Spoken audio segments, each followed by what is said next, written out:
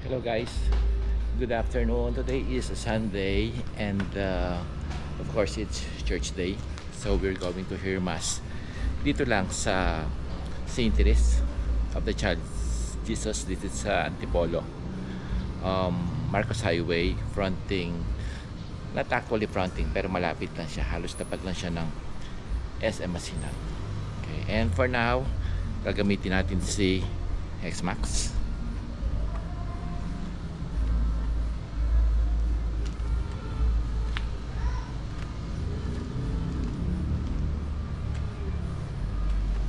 And siya ngayon, sa pinalitan natin ng ano ba to, kickstand, yung para sa foot stand. So kahapon nga pala nasa SM Marikina kami and we were able to meet si Sir Ronnie of Herstal Security Agency. So shout out sa iyo Sir Ronnie, and sa lahat ng or sa agency, sa Herstal Security Agency. Ganun din sa mga security guards ng China Bank sa SM Masinag. Shoutout sa inyo sir. So hintayin lang natin si Angkasera at kasama siya of course. Okay, so samahan kami guys. Let's go.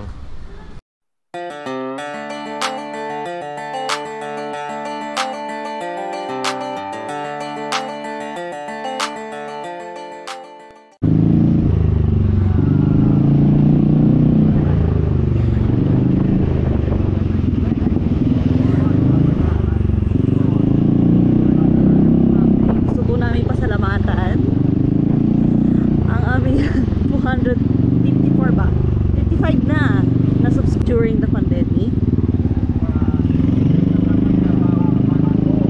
naging serious lang kami mga about a month ago.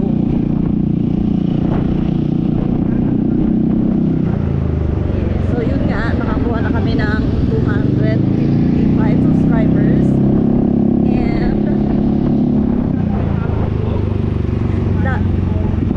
lalong-lalo na yung aming group RB40 family. Sobrang suporta sa amin. Yes, sobrang suporta ang binigay nila sa amin. Thank you very much. And shout out din kay Darwin, yung aming neighbor.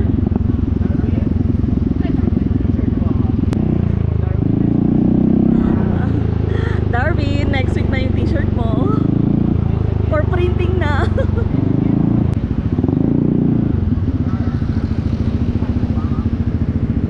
And thank you rin po sa mga guard sa China Bank, sa SM Masinag.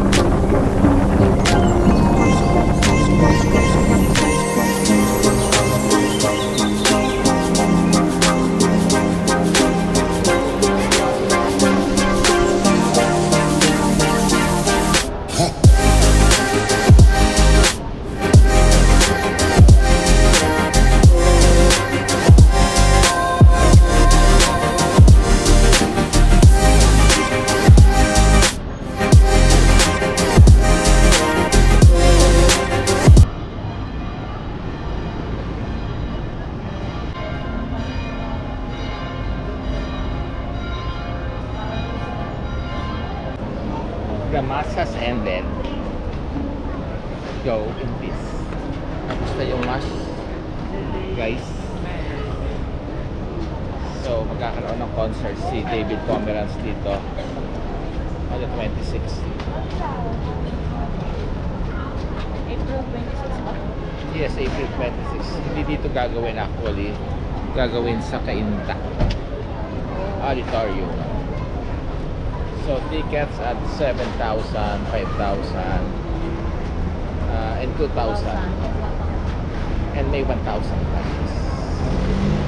Malabas na kami.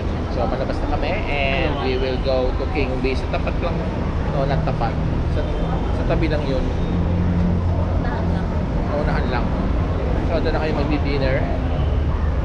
Ayan. Okay. Bagong mall to. Actually. Sabi lang ito na St. Therese. Hindi ko alam kung anong name nito. Ito yung sa may LRT station. SM Masinan.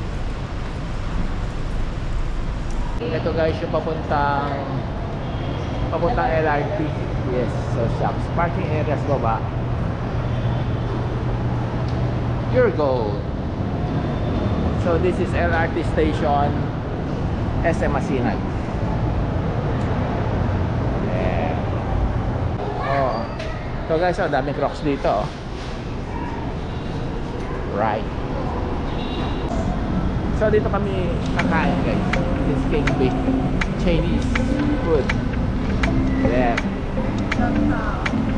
Yes, because it's a Sunday kaya marami.